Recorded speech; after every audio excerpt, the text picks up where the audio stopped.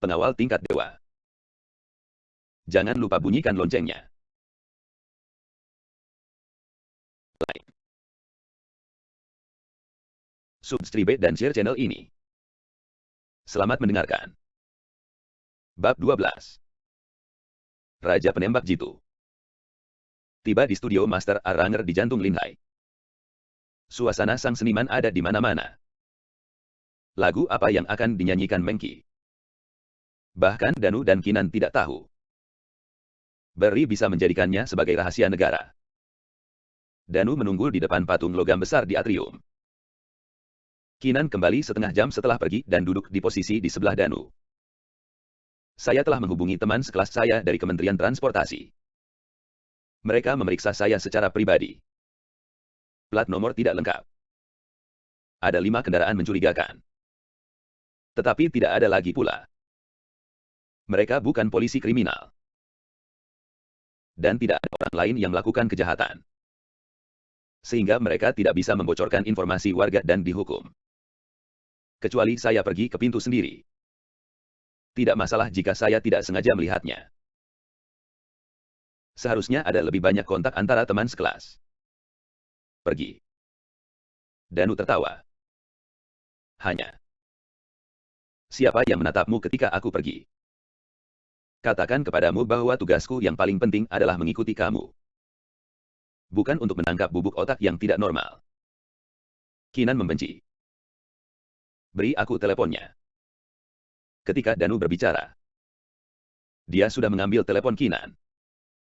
Dengan terampil memasukkan URL transkripsi. Dan langsung mengunduh aplikasi yang disebut pengejaran jiwa. Apa yang kamu lakukan? Lalu lintas tidak cukup. Ini adalah aplikasi pelacakan khusus di proyek Nirwana. Bahkan, setiap orang yang berpartisipasi dalam proyek Nirwana telah menelan pelacak elektronik yang disebut Tasmania. Benda itu ada di perut kita. Melepaskan duri yang tergantung di dinding perut. Bahkan jika kita mati, mereka tidak akan jatuh. Sinyal ini sangat kuat.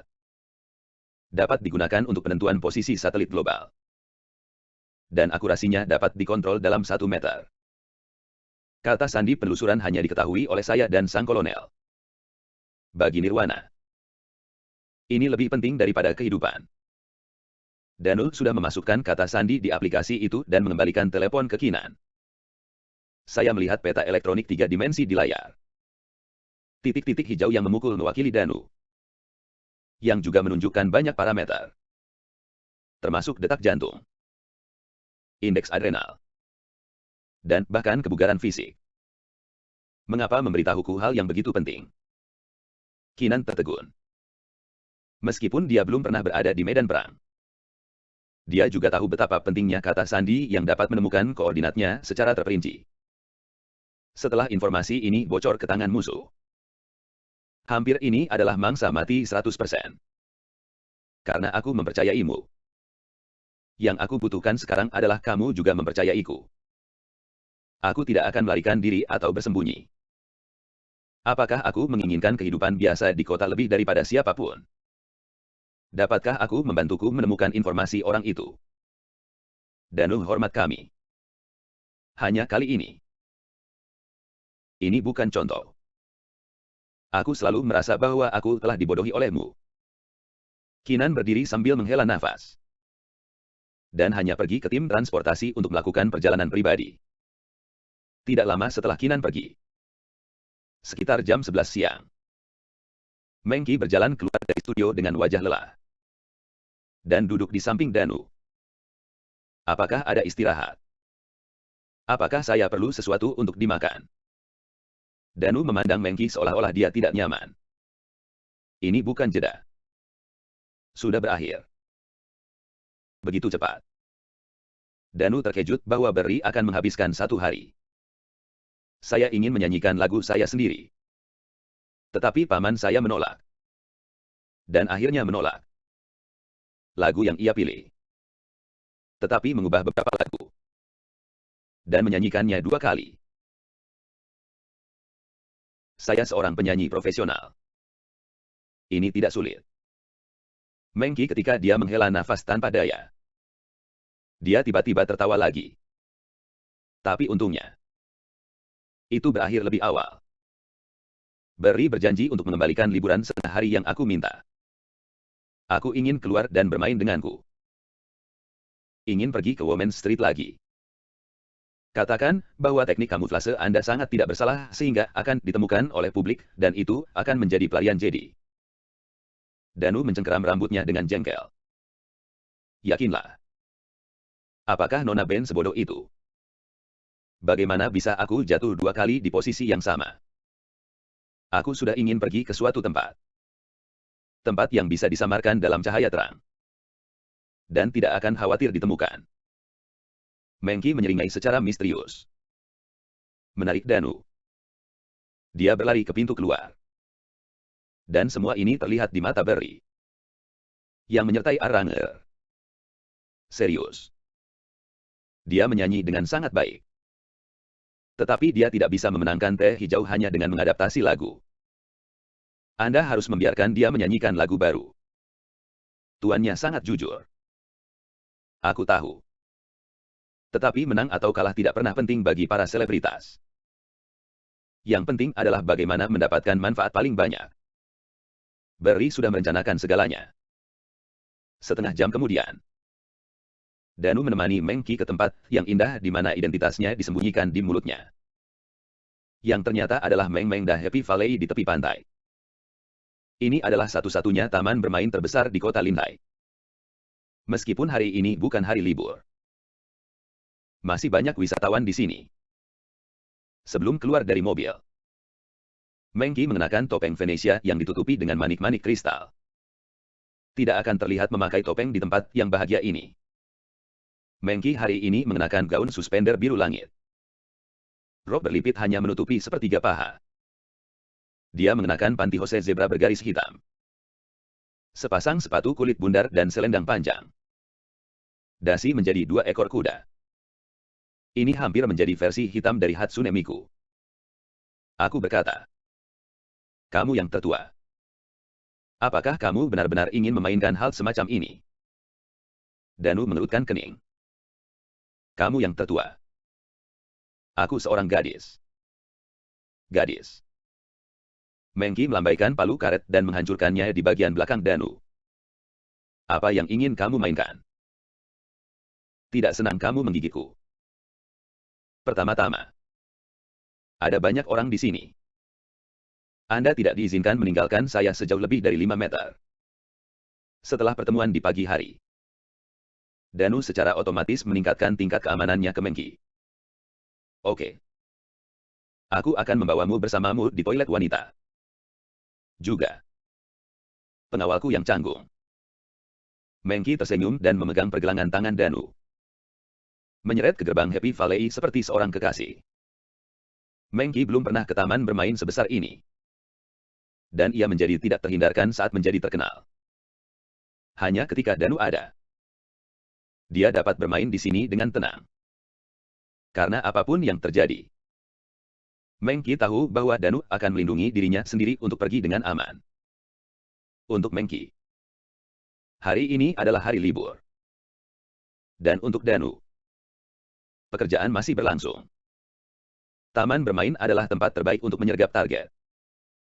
Ada banyak orang di sini. Jalan-jalan membentang ke segala arah. Dan penampilannya bisa disembunyikan secara wajar. Danu sendiri membunuh orang yang menjadi target di tempat seperti itu. Sekarang, dia hanya bisa memainkan semangat 12 poin dan memperhatikan semua orang yang lewat. Mengki tidak bekerja sama sekali.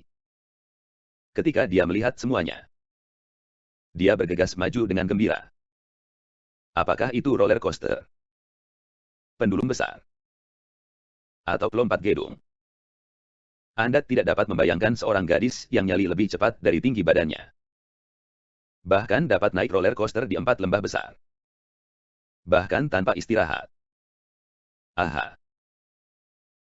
Di roller coaster. Mengki di bawah topeng menutup matanya sambil berteriak. Sementara Danu duduk di sebelahnya bahkan tidak melompati kelopak matanya. Hei. Apa kamu sudah mati? Ini sangat menarik sehingga kamu bahkan tidak berteriak. Aku sangat menyesal untuk staf di sini. Mengki menarik lengan dalam setelah roller coaster turun. Jika Anda mencoba untuk dilemparkan ke laut dari ketinggian 50 meter tanpa membawa parasut, percayalah, hal semacam ini tidak akan membiarkan Anda mengeluarkan adrenalin untuk seumur hidup. Kata Danu tanpa daya. Pengawal aneh. Ada boneka. Mengki menemukan medan perang baru. Di depan stasiun permainan yang disebut bermain bebek liar. Pemilik toko berpakaian kepala kuat botak itu menjual permainan menembak uang pit. Menggunakan pistol bola baja pneumatik. Menembak 16 bebek liar berayun bolak-balik pada platform 5 meter. Anda bisa mendapatkan boneka selama Anda menekan setengah. Berapa bos sekali? Mengki bersemangat mencoba. Dengan $20 penuh majalah. Satu pukulan standar Mengki adalah satu tembakan. Siapa tahu bahwa serangan balik itu sebenarnya menyebabkan lengan menekuk dan naik. Dan pistol dengan tembakan membuat Mengki takut untuk menutup matanya. Pistol mainan ini jelas tidak ingin membuat orang senang menang. Dan benar-benar menambahkan perangkat mundur. Lenganmu terlalu kurus. Jangan tembak dengan satu tangan. Danu menghela nafas dan memegang Mengki di belakangnya. Menyeret tangannya yang lain untuk memegang gagang pistol. Dan bisikan di telinganya dibiarkan Mengki tidak bisa menahan muka memerah. Jangan tutup matamu saat memotret. Nona muda.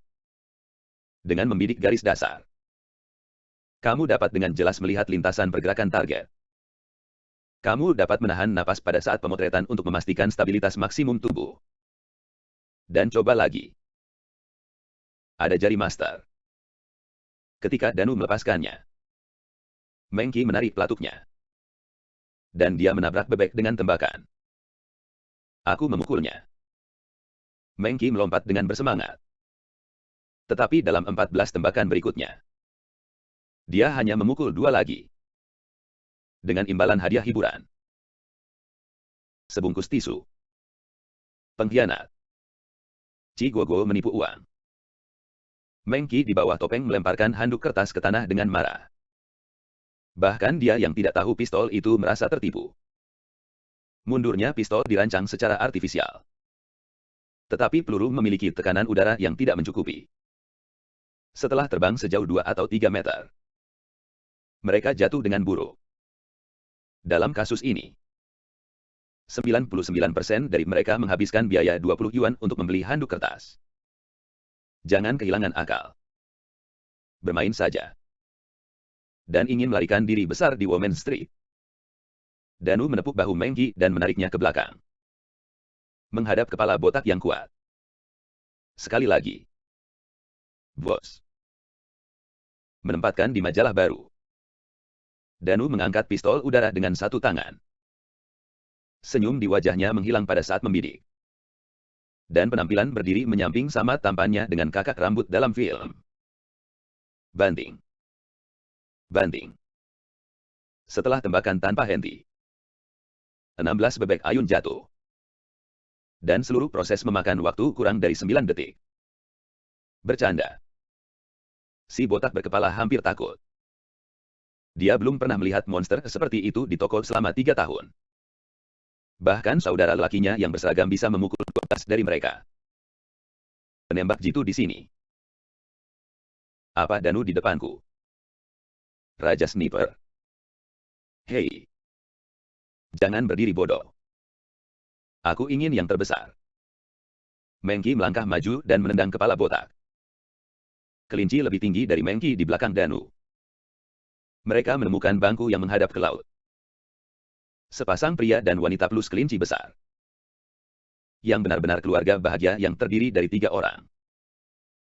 Keterampilan menembakmu bagus. Kamu bisa mengenai semua senjata yang rusak.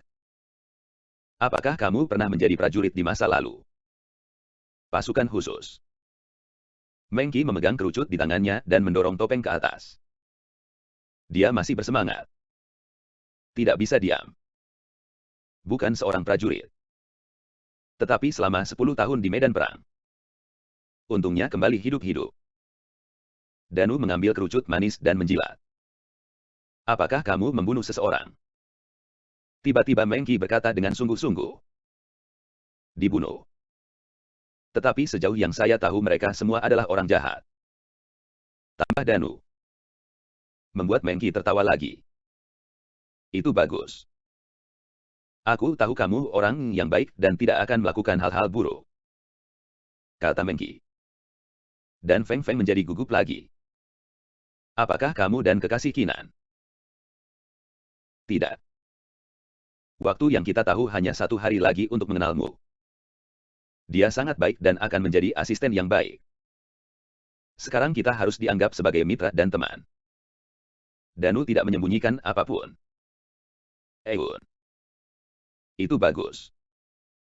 Mengki melihat sendiri kerucut hitam di tangan Danu ketika dia menghibur dirinya sendiri. Apa seleramu? Kopi. Kan. Agak pahit. Biarkan aku merasakannya.